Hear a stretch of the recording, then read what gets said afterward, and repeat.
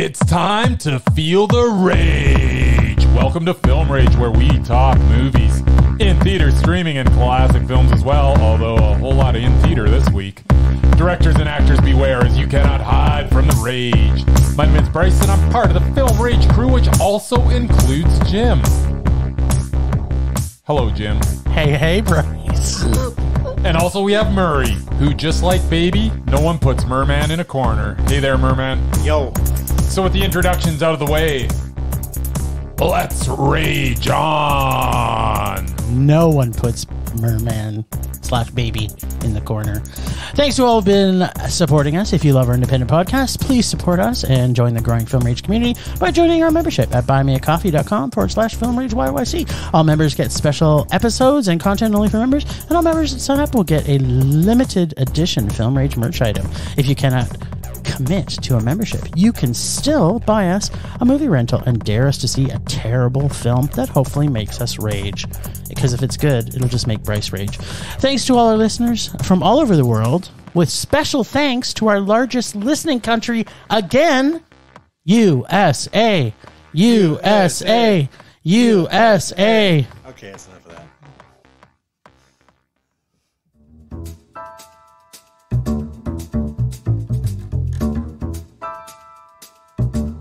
Movies are back at Canyon Meadows Cinemas. We are open for your viewing pleasure with great new films opening weekly. All health-regulated protocols are in effect for a safe and enjoyable experience. And don't forget, we should be your first choice for your next birthday party or special event. Can't make it to the cinema? We got you covered. Order concessions from our online store, and you can either choose curbside pickup or get them delivered via Skip the Dishes, Uber Eats, or DoorDash. For more details, go to canyonmeadowscinema.ca. Here at CMC, we would like to thank you for your continued support, and we are looking forward to seeing you at the movies.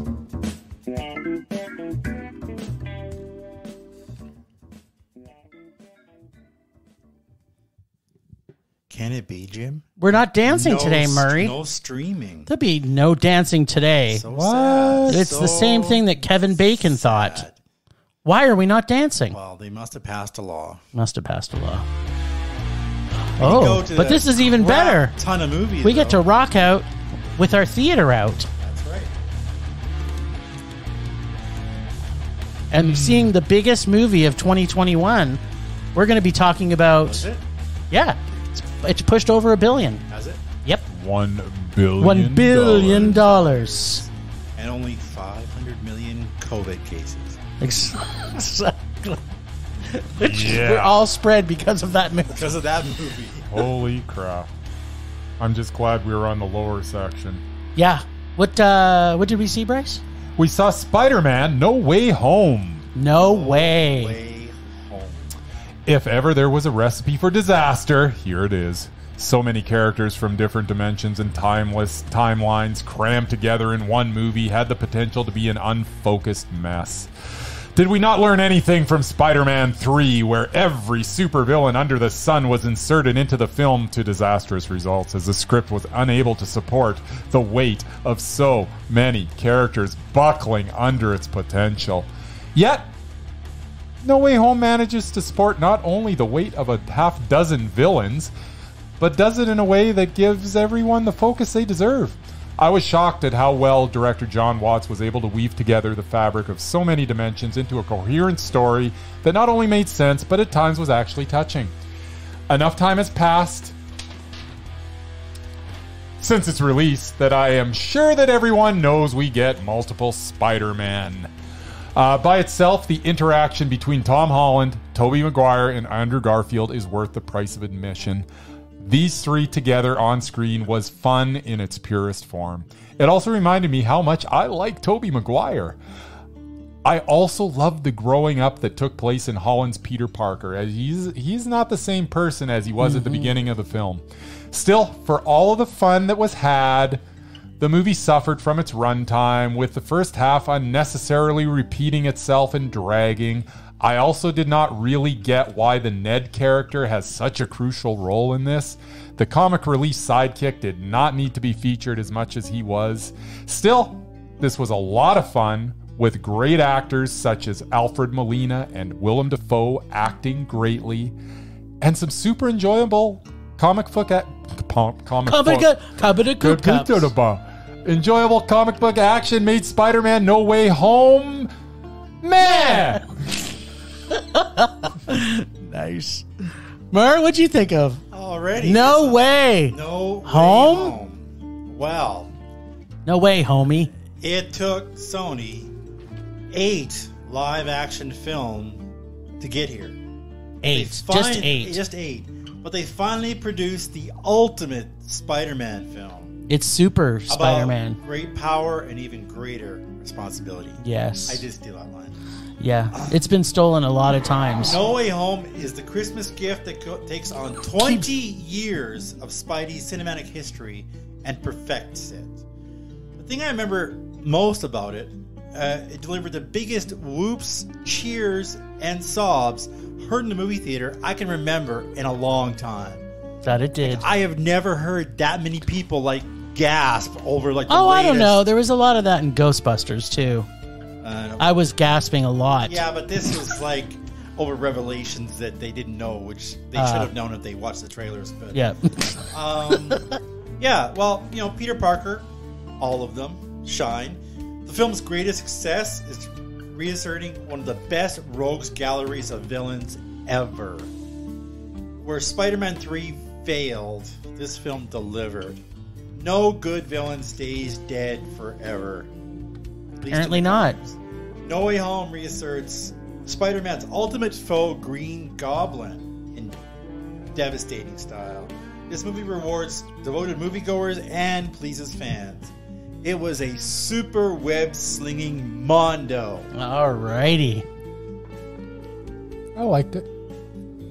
I'm glad. I'm glad we're all liking it so far. You liked it too. So And you guys are not looking forward to it. I I heard for weeks how you guys had Yeah, not I was seen it. dreading it. But I was- starts. Yeah, I mean the movie started with a whole crap show, like it did with the Avengers. Like True. where Spider-Man is bad and we hate him now. I'm like, what the fuck is that? And did they just run out of ideas and they're just like, hey, remember when we did that with the Avengers? We should do that again because it worked so good the last time. Exactly. It's their fault. It's terrible. I started thinking. proven formula. I haven't read a comic book in a while, so I was kind of wondering: are all comic books based on this premise? Are they? I don't know. Possible. Someone answer that for me because I'm like, I don't get it. I hated it when the Avengers did it, and it made no sense then, and then it didn't make any sense with this one. Like, are they that tired of writing that they can't figure out a better way to introduce the story of the multiverse than we hate Spider-Man now? It was just it started off annoying me right from the very beginning, and I was just like, ugh, not this again. For the first part of the movie, as Bryce had already said, it was just as annoying as the commercials made it out to be. Oh, Spider-Man's a killer, blah, blah, blah. And then the whole thing of him battling Doctor Strange and how they opened the multiverse was also dumb, I have to say. I enjoyed that. I know, you gave it a Mondo.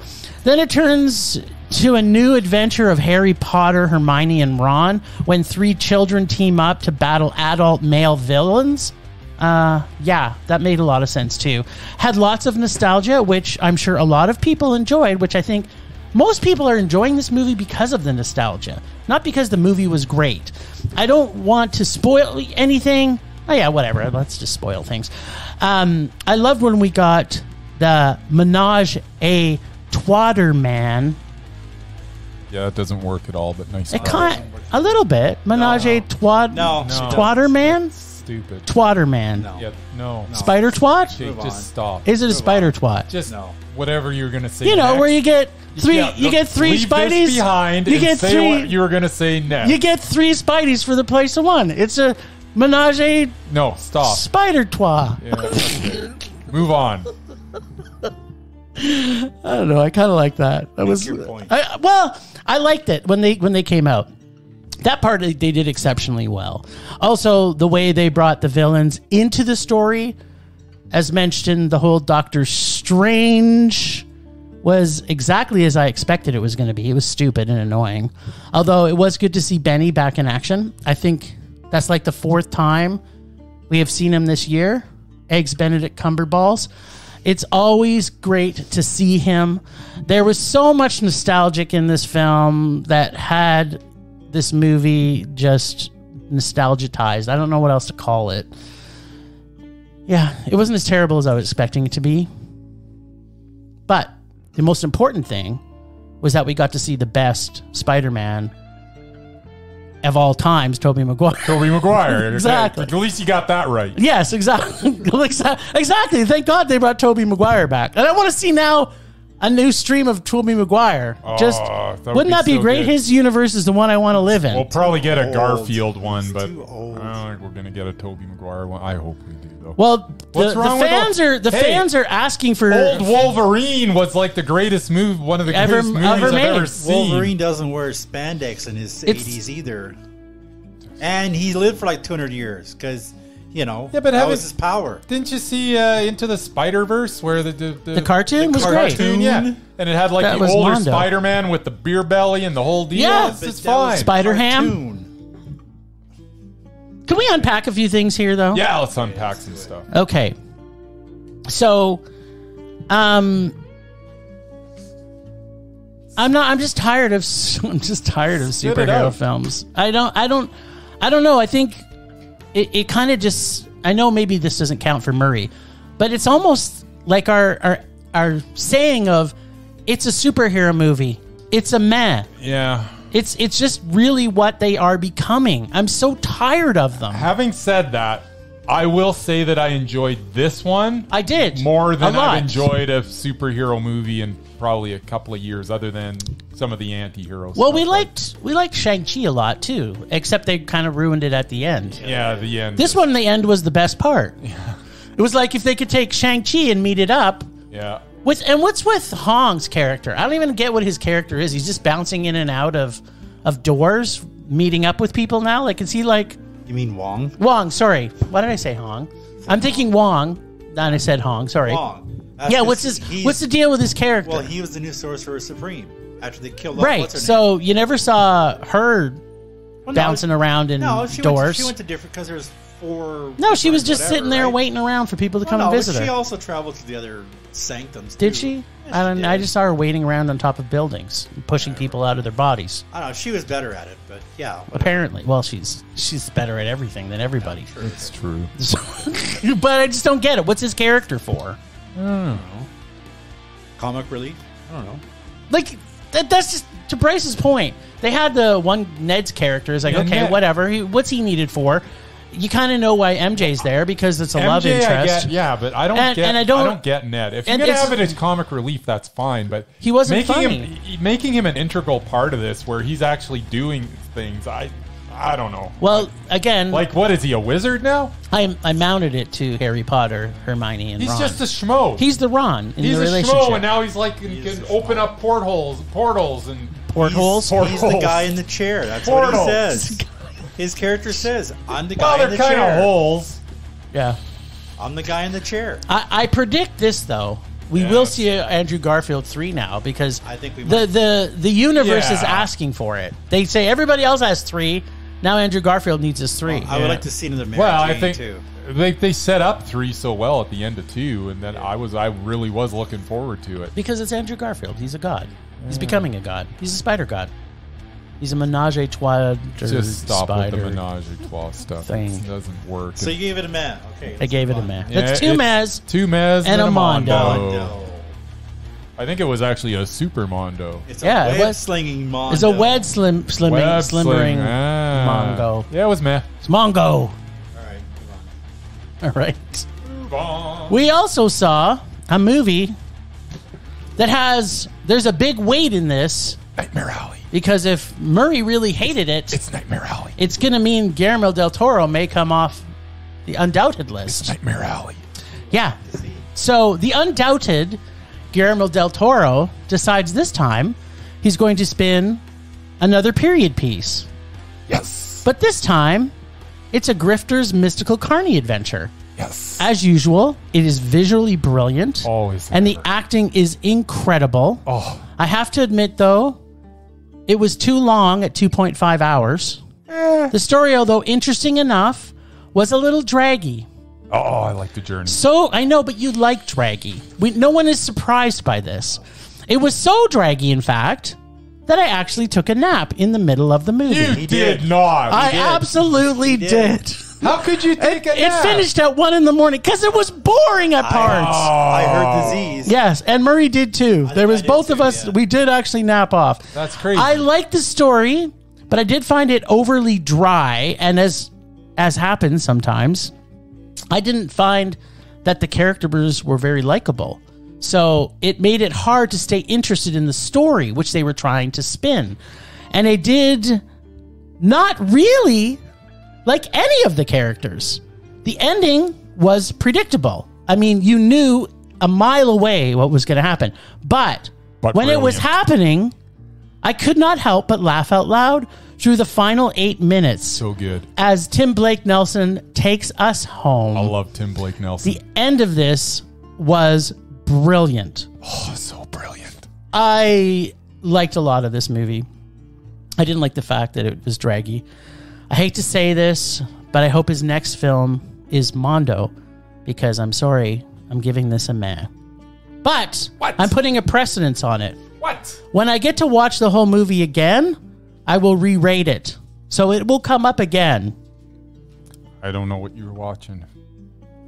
It was so not mad. It was, the first part was too draggy, and it was too long. No. The end part, I really loved. It was so well paced. No, it was overly draggy. Huh. It was a meh. All right.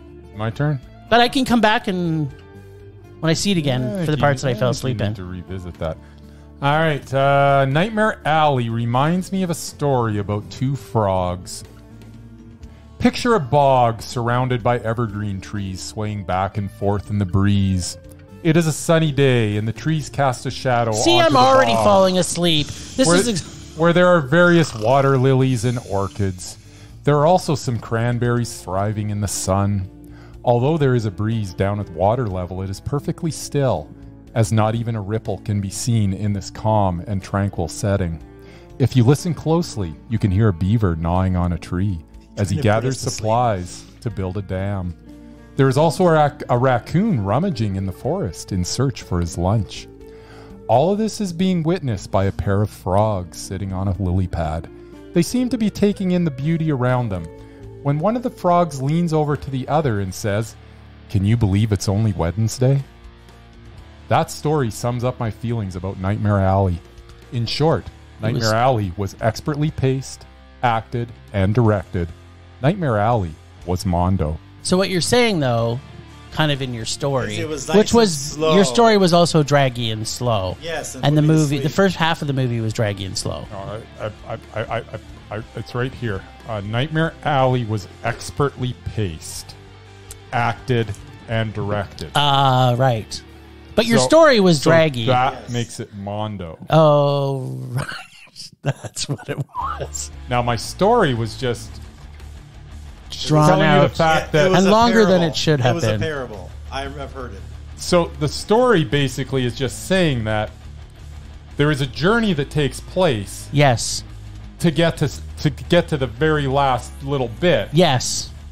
where everything just ties together Yes. beautifully. It did tie together beautifully. I'll give you that. Which is what this movie was. It just needed to be 30 minutes edited. Oh no. Oh, No, yes. no. This was perfect. Yes. I Although I probably missed 15 minutes, so I might have to just watch that 15 I minutes. missed none of it because my eyes were glued to the screen. I could not look away. Could not look away? Not even for a second? I loved Nightmare Alley. Great. It was Mondo. I love Guillermo del Toro. I As wanted do to really I. love it. Oh, it was so good. He's undoubted. Yes, he Well, is. maybe until we find out what Murray had to say. What say you, Mur? Oh, is it my turn now? It is. Okay. I kind of want to hear another So parable, though. I was drifting off there. Well, his parable reminds me of another parable, or more like an old joke, where you get a couple of old farmers. They're sitting on the porch of the farm, and they're sitting around watching the cars rust. That's what that reminded me of. Old farmers like to sit around and watch the cars rust. And that's entertaining for them. Murray's parable reminds me of a parable. Well, that's true. Yeah, well, Nightmare Alley is a visual masterpiece. Yes. Yes. The cast was phenomenal. Yes. Yes. Performances all around. Yes. Even Bradley Cooper gives a fine performance. Doesn't he, though? And I don't really like him. And he sells every minute as his character is consumed by his pride. Unfortunately, What? the film's biggest problem No problem. is its extremely bloated runtime. Yes. The second act focuses on romantic subplots without any believability that Oh, the character's what? actually falling in love. Huh? And as Jim pointed out, none of the characters are likable. None of them. I didn't like any of them. Not one of them. Not a one. I wanted them all Exactly. They're all to die. I wanted them all to die. I wanted Yes. I wanted Al Capone or whoever was the gangster back then to come to the carnival and just lay waste to everybody with machine guns. I didn't want that. Then I would have enjoyed it. I will spare you guys a rage because it was not a rage. All right. It was definitely a meh. Okay. And I do not feel the need to watch it a second time to miss the 15 minutes or whatever that I did miss. So that's that is the second straight 2 mes and a Mondo. Yes. I guess so. But the reverse this time. Yeah. What is happening? You're just a meh machine over I'm here. a man machine. Well, that may be about to change. I'm not going to guarantee it, but there is a possibility that might change.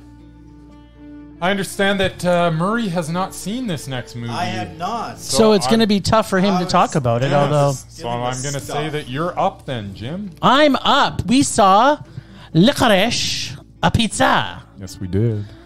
which is a period piece Yes, it is. from 1973. Yeah. Yes.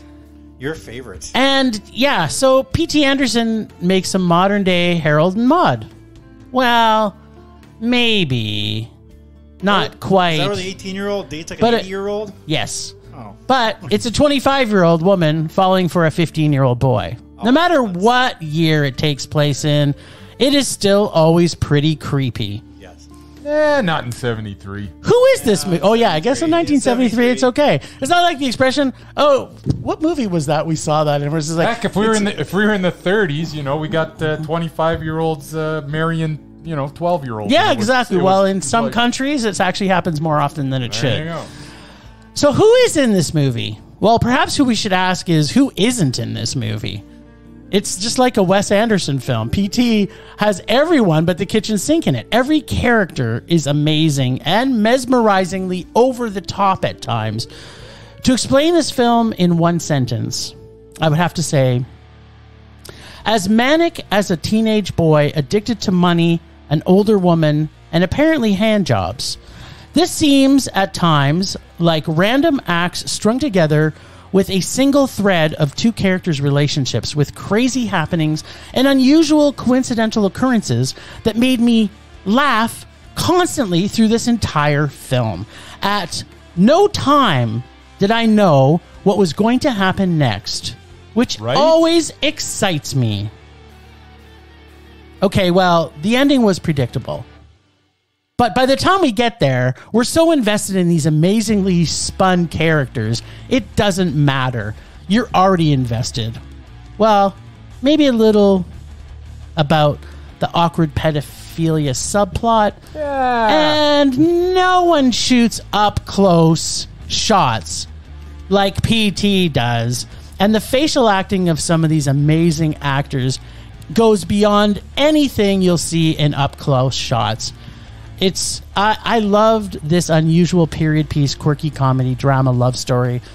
The only flaw was maybe, and I'm saying maybe, it could have been under 2 hours. No. Otherwise, it's pretty engulfing, and eventually is Mondo. Nice. Wow. Licorice pizza. Takes You're so delicious. It really is. Takes place in the San Fernando Valley in 1973. And as per usual, Paul Thomas Anderson immerses the audience in the time, His attention to detail is unmatched, and it is almost magical how he takes a time and place, and as a spectator, you feel as though you are right there with the characters on the screen. At its heart, this is a film about finding yourself, and in doing so, perhaps finding your soulmate. This marks the screen debut of Philip Seymour Hoffman's son, Cooper Hoffman. I know! As Gary Valentine, and it seems as though the apple has not fallen too far from the tree as Hoffman shines as a cocky, industrious, yet likable teenager. Also making their screen debut is Alana Haim as Alana Kane. What? That was a stretch. Haim as Alana Kane, whose chemistry with Hoffman is as if these two had been acting together for years. And yet, this is the first kick of the can for both of them. They've never been in a movie, either of them, before. How the hell did they... It's like, how does Is P.T. Anderson a god? I guess he's been... You know what? I guess she's in a band that I don't know. He's known her for a while. I don't know, but they're... He's like, you need to be in this movie. And she said, all right. And then they did. Here we go. There is a lot of high drama here, perfectly combined with humor and a sweet, unconventional love story. The film also includes some fantastic cameo performances. Oh, God, yeah. From Sean Penn and Bradley Cooper, who are both absolutely brilliant, as they both make the most of their limited screen time. The way the movie paces itself as we fluidly move through the two main characters' lives is flawless. I especially like the journey we took with Alana as she tries to find her place in the world through various jobs and volunteer work, and by the end of the film, she is a more complete person. A love story about a 25-year-old girl and a 15-year-old boy should not have worked as well as it did here, and yet with Anderson's careful direction and brilliance, he delivers a tender, sweet little movie wrapped in nostalgia and atmosphere. Its name is Licorice Pizza, and it is Mondo. And it's also delicious. It's so good. I just love. But didn't you? Movie. I know it's not okay. So, but interestingly enough, the reason I brought up Wes Anderson in this in my talk, if you go back to Rushmore, not like Jason Schwartzman, anything like his character. Those characters are very. There's a similarity to the plot in similar I actually ways. Almost put that in my review. Yeah, I'm like, it's why am I going off on this tangent? But it's like you feel it because they're both, even though they're annoying characters, they're likable characters. They're so likable, and that's the same thing with Schwartzman. How Wes Anderson and P.T. Anderson. Maybe it's the same guy. Wait a minute. How they are both able to create this coming of age film. Yeah, they're 25 years apart. I don't know. It's crazy, but no. This is making some top lists of everybody. Yeah, and it should. Should. It's so good. So just to recap where we're at. Yes. Guillermo del Toro is still undoubted. Yes, he is. And P.T. Anderson is also undoubted. Absolutely. Love this movie. Let's go to the next film, which I think is going to perhaps have some separation of church and state here. Oh, for God's sake. All right, The Kingsman. The Kingsman. Which is officially the movie that I was least looking forward to, probably of the last 5 or 10 years, and it lived up to it. Nice. 10 years. Oh. He doesn't like crap. This director. I do not like crap. The second one was out 5 years ago. He doesn't like Matthew Vaughn. I do not like crap. So, The Kingsman is a directionless mess of a movie in which, unlike its predecessors, takes itself seriously at times as it makes some hefty political stands on colonialism and the sacrifices of war, and then it punches you in the face with the goofiness that you would expect from this series of films. The Rasputin scenes are mildly entertaining, and that is the height of this cinematic crap fest. The reveal at the end of the villain was anticlimactic and predictable. The action sequences were few and far between because, as mentioned, they tried to combine a serious war drama with a goofy spy thriller, which left giant gaps between the action. I am not a fan of this series, but if you are going to make this crap, then at least celebrate the crap you are making. There is nothing that should be serious in a Kingsman movie. Look, I love Ralph Fiennes, but not in this movie. I love Gemma Arterton, but not in this movie. I love Rhys Ifans. Okay, he was all right in this. I love Tom Hollander, but not in this movie. I love Jimon Hunsu, Yeah. but not in this movie. Is he still mesmerizing? I think he is. This film was 2 hours of inconsistent, directionless rage. Nice. This was awful. Murray, what did you think of The King's Man? Man? Keep in mind that we saw this one after we saw The Matrix. So, Yeah, exactly. to me, that was an improvement. Yeah, so it helps if you know your World War I history before going into this film. It does. Not No, that it's it exactly historically accurate. 'Cause Nothing it's not. It's not. Rasputin, Archduke Ferdinand, King George, Nicholas, the Tsar of Russia, Lenin, U.S. President Woodrow Wilson. They're all in here. Yes. This film is loaded with action, though way more serious than the last two films. Still, I actually thought it had a good story, and it was a high meh for me. Nice. Well, we all know my complete and undying love for Matthew Vaughn. Apparently, my love of period pieces only applies to war and spy epics. In my opinion, we've already heard Bryce's. Again, Matthew Vaughn is the master of hand-to-hand combat, and he can turn any uptight frou-frou British actor into a motherfucking ass-kicking motherfucker. Jamal Hosu, I don't know how to pronounce his name, Ralph Fiennes, and Gemma Arterton pick up the reins of the origins of the King's Man, in my opinion, with exceptional awesomeness. And just like every Matthew Vaughn film, as much as there is formula in this origin story, it also hits hard with surprises you won't see coming, and hits with some very tongue-in-cheek humor that kept me snickering all the way through this film. You laughed in this? I laughed a lot. Wow. Yeah, I did too. I laughed all the way through the Russian dance battle, the 1917 homage scenes, the sword fights, or sword fights, Rasputin. with a stabbing good time. This period piece war spy epic in Matthew Vaughn trilogy originator was Mondo. No. I loved it. No. I loved the Ram. I knew exactly what he was going to do, and he came in just at the right time to do it. True. Everything about it was Matthew Vaughn done to the nines. Rhys Ifans as Rasputin was the only thing in this movie. He was brilliant. That had any substance whatsoever. Okay, hopefully people have seen the movie by the time they hear our podcast. But you can't tell me you knew that kid was going to die. No, and That was a surprise. Here's the thing: That was a surprise. It was a huge surprise. I didn't care. Yeah, I know, because you didn't like it, so it didn't matter. To me, Like, it was why- like, wow, this is a Why surprise. did I care? It was just more serious it was- than the other two. That's all. It was awful. And during the Rasputin scene, I actually had the song in my head.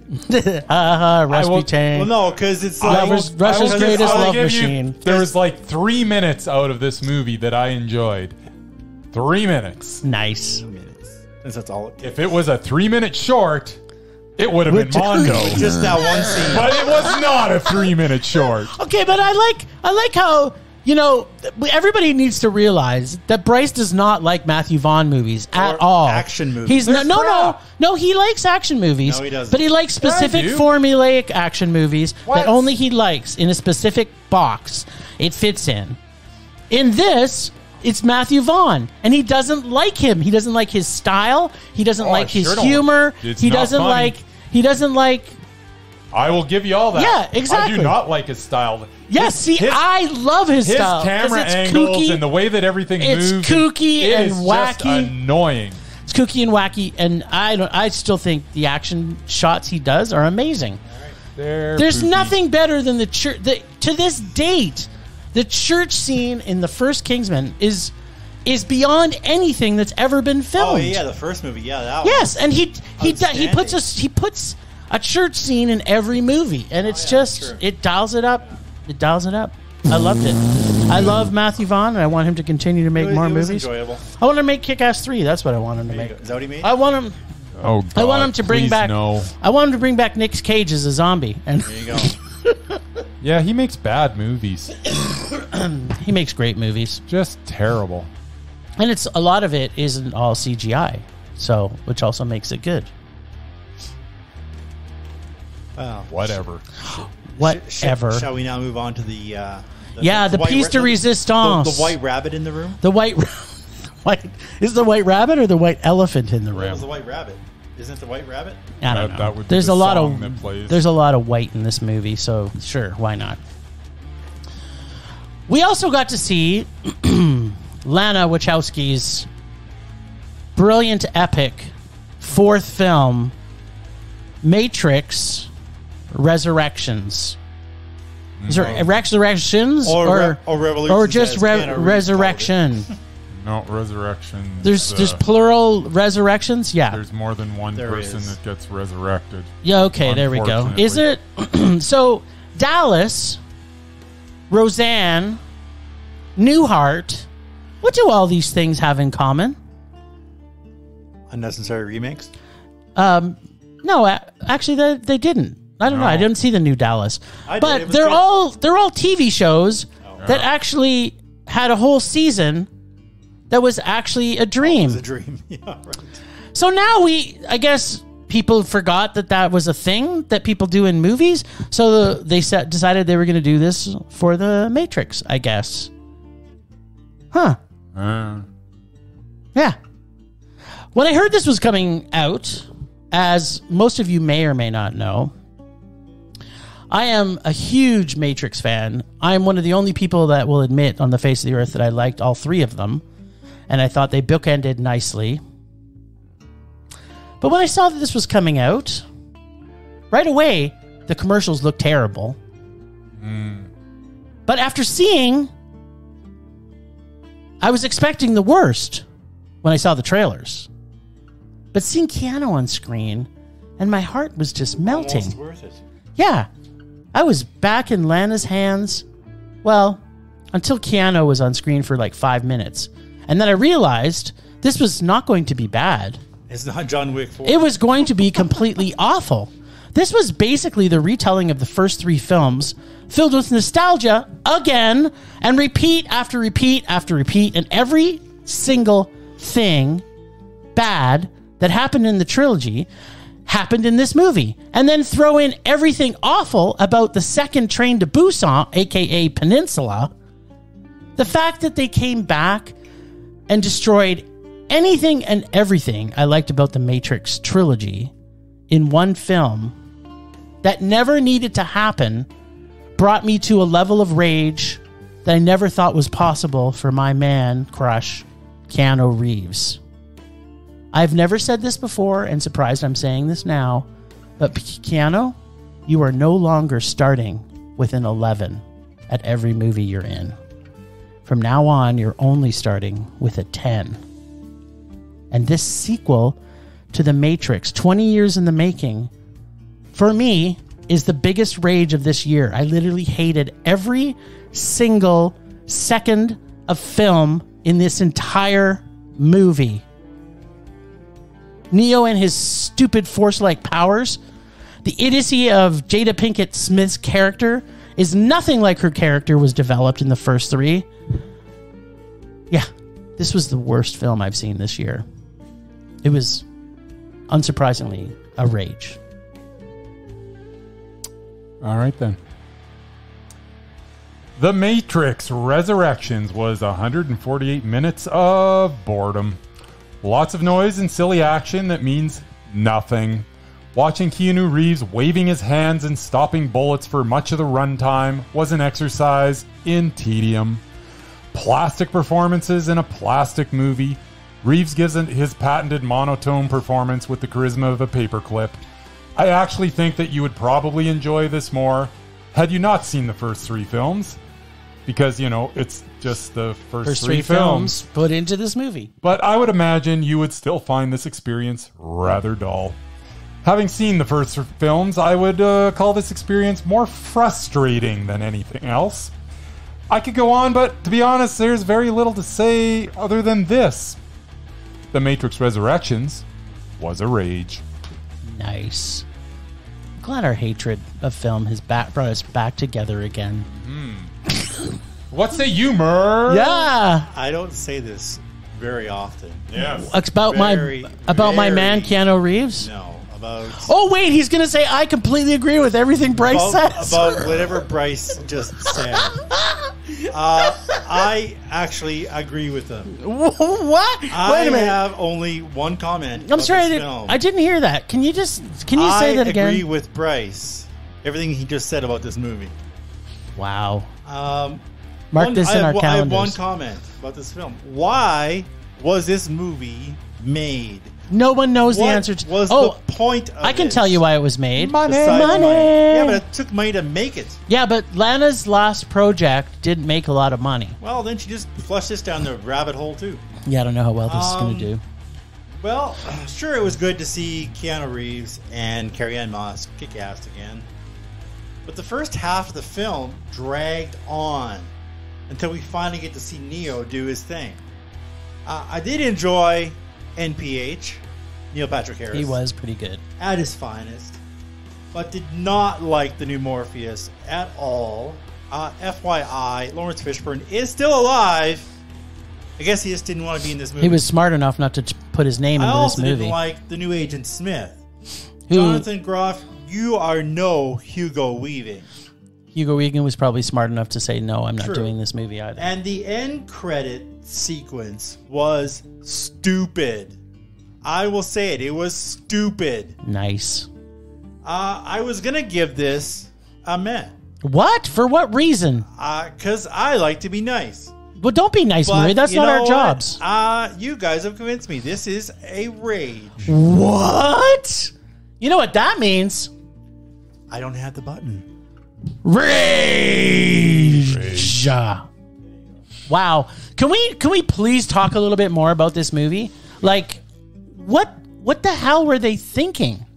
I don't know. Like, and you know what? The funniest thing is you read some of the chatter on movie reviews, and they're like, "Oh, it's got such a deeper." There's no deep meaning here. No, there isn't. This is just bad, lazy writing. Recycling the same garbage. And I'm a big fan of the Wachowskis, like big fan. Well, it's only one of them now. So. I know. So apparently they didn't have accountability. Like Sense8, when they put that series out, I know that was her big project, and she comes back with this. Like, my God, what the hell? Yeah. Exactly. And why did Keanu? No, I guess he kind of takes projects. I mean, yeah, he wasn't that. He has things on the go. He did replicants. Yeah, but he has John Wick 4 on. Yeah, but John Wick movies are fantastic. Yeah, but what he didn't need to work in this. He didn't need to do this movie. He did Bill and Ted, which was pretty meh. Yeah, the last one was definitely. It was the definition of meh. Really, it was kind of the definition of meh. But yeah, we did seriously, because I know when he's made when he made, I think it was Matrix 2. I think he donated his salary to some charity. Like he maybe he's doing that with this one. I don't know. But Keanu, just say no to drugs. Say no to drugs. No more Matrix. Temperature rising. Vision blurring. Rage taking over. I think we just heard your rage, but continue. Yeah. My rage this week is just a spillover. I don't know why they need to make any more. It's just this one, plus apparently for Bryce, maybe the Kingsman didn't need to be made. But it's just that was a prequel. That's different. And even the Spider-Verse. I just don't. I'm so tired of sequels and prequels and wequels. I just want people to take original story ideas, perhaps like Nightmare Alley or Licorice Pizza. Probably one of the most freshest ideas of a movie I've ever seen in the last 2 years. Well, maybe not. You're going to hear our top 10 next week. But it's just angering me that people feed into this. Like, is the regular listening and watching public, people who don't listen to our show, are they running in droves to see these movies? Like, I've heard so many people say that Spider-Man, whatever that movie was, Spider-Man's home way from coming home from the menage spider tropes, is the best movie that came out this year. I'm like, what movies are they watching? I don't get it. And I'm not looking forward to any other Marvel movies. Like, except for Morpheus, maybe, but that's because Jared Leto's so amazing. He may be able to carry that film. Love and Thunder. But what else is coming? Like, I'm not Love excited and about. Thunder. Oh, is this the Thor? Taika Waititi. Okay, well then I'm looking forward to that. There you go. That'll be good. Will it? Hope so. I hope so. There's a lot riding on it. There's a lot riding for Taika Taka. Waititi, because isn't it his 8th movie? I think so. It is. He can't go wrong. I can't imagine. No, he's a god. That's true. He made mistakes in acting choices. Well, it is a superhero, so it'll probably be math. But yeah, but that's Thor was a Mondo. There you go. So, It's possible. if anybody can pull a Mondo out, it's Taka. It is indeed. That's my rage this week. Stop making fucking terrible sequels, prequels, and wequels. All right.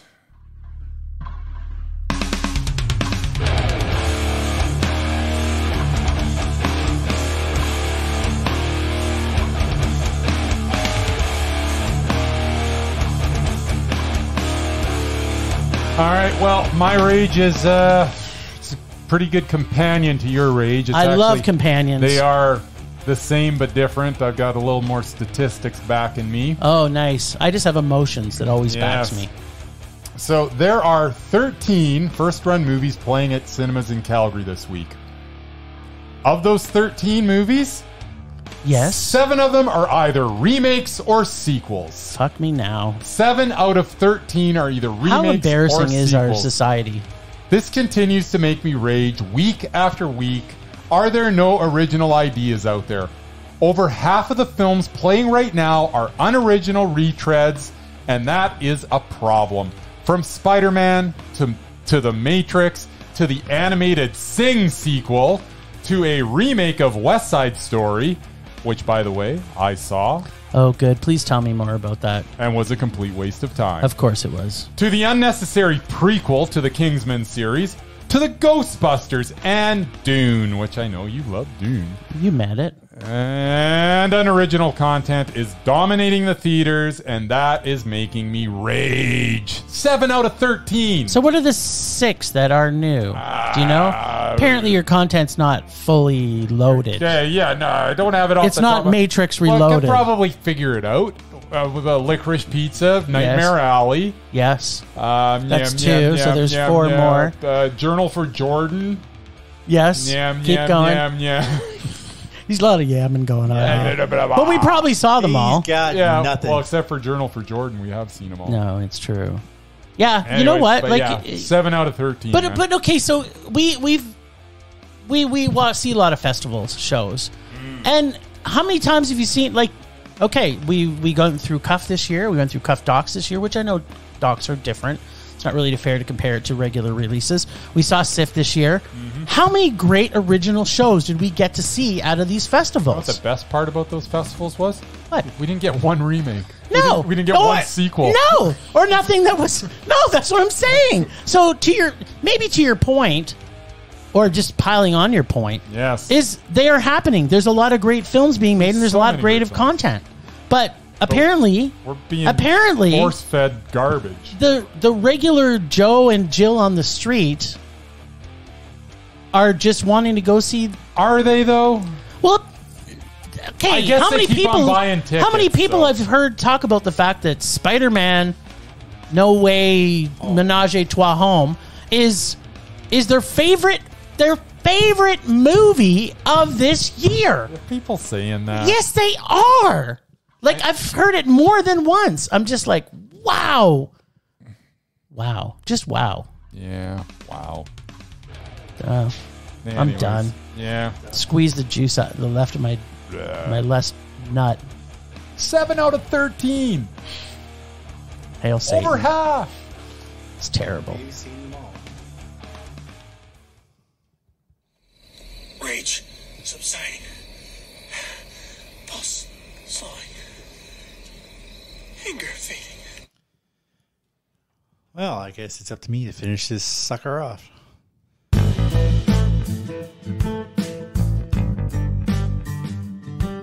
I have one last piece of Festivus/Krampus joy to share with you.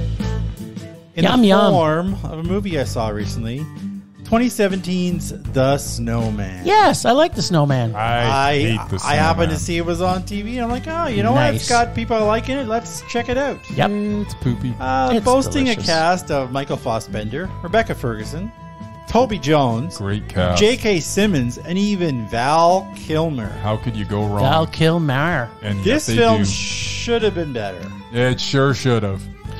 Fassbender plays a was Norwegian mad. police detective trying to track down the Snowman killer.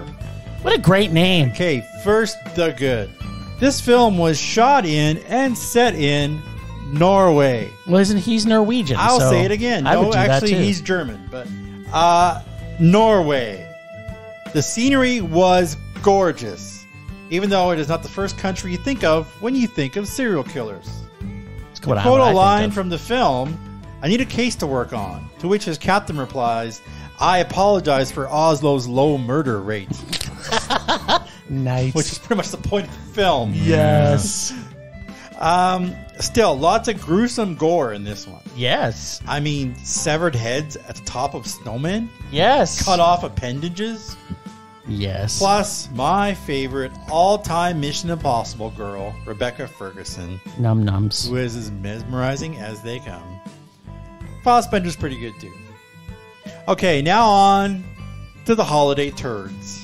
Uh-oh. As scary as this film tries to be, the scariest thing in the whole movie is Val Kilmer. Yes, he is pretty scary. Now, Kilmer was battling throat cancer at this point, but instead of recasting, they dubbed all three of his lines with another actor. Nice. He was just scary as hell in this. Thankfully, it was a very small part. Next, this film did have some tense moments. It ended up being very predictable. I mean, I saw the And then identity some. of the killer like a half hour before the reveal. Like, it was not really a surprise. No. Also, to Jim's point, why the hell wasn't this movie made with Norwegian actors and subtitles? Thank you. There were 2 Swedish actors. The rest of them were American or English, and Fassbender was actually born in Germany. Oh, I wasn't talking about him. I was talking about Thomas Alfredson. He's also Swedish. Yeah, he is, yeah. I thought he was Norwegian. But that's close. But Scandinavian. and from the director of Let the Right One In, I kind of expected better. I really wanted to like Yes. this film. I didn't, but it was It was a nice. meh. It was a nice capper to my craptastic holiday weekend. So It was a meh. It was definitely a mess. This was the. I this was- remember looking forward to this so much when I'm Yeah. like, oh, Thomas Alfredson. And a I was snowman killer. Let the right one in. This is going to be so good. How could this miss? And then I watched it, and I just watched it with just a dumb look on my I face. think we made you watch it again too, because didn't we? Wasn't he up for discussion that we were going to put him on the undoubted list? you were like adamant about the fact that this movie wasn't as bad as I remembered it. and then you watched it again. Was worse. You were a trooper. You were a trooper. I don't normally say this. That was really big of you. Yeah, I won't be watching it a third time. That I can guarantee. Unless somebody puts it in their bag, maybe. But yeah, I was so looking forward to it. Someone's going to put it in the tear bag. All right. Well, looks like that's all we got. Well, yeah, except just to let everybody know, next episode is still coming next Wednesday. But we have a special end of year. We've got our Mondo 10 and our Rage 5 for the year. Plus, we will be handing out the Film Rage Awards for 2021. That was the year. That we will be giving out the awards, singular. Yes. There'll be 3 awards given, and that's it. I'm giving out 3 awards. Nope, you're giving out 1. Murray's giving out 1. And I'm giving out one. I'm giving out one for how many categories? All categories. It's just category. Okay, all the categories. Bryce Film Rage Award. So That's I'm going to it. be giving out how many then? Like 15? One. Just one. I don't understand how that works. There's no banquet. There's no free booze. Yeah, there's no banquet or free booze. So I have it's to pick something? Like I got to give something for best cinematography You're just giving the Bryce Film Rage Award to blank. To blank. For something. Maybe it's a film.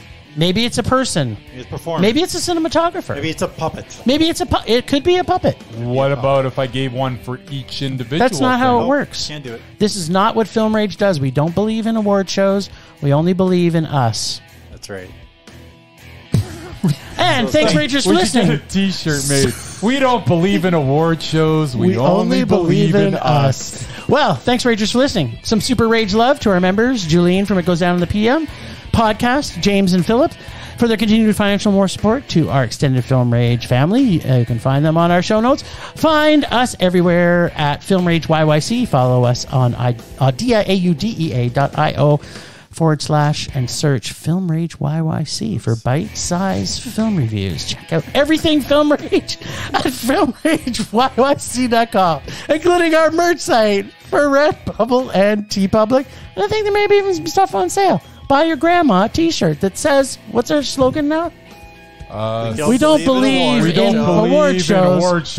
We just believe in us. We are always willing to make this a raging blast for all listeners, so please comment, like, and subscribe, and send us emails or hate mail if you really loved Spider-Man and The Matrix from this week. Dare us to see terrible movies like The Matrix 4 to fuel our rage, but no matter what you do, please make us rage. Yeah. Please do that. That's it for this week. Rage on. Rage on.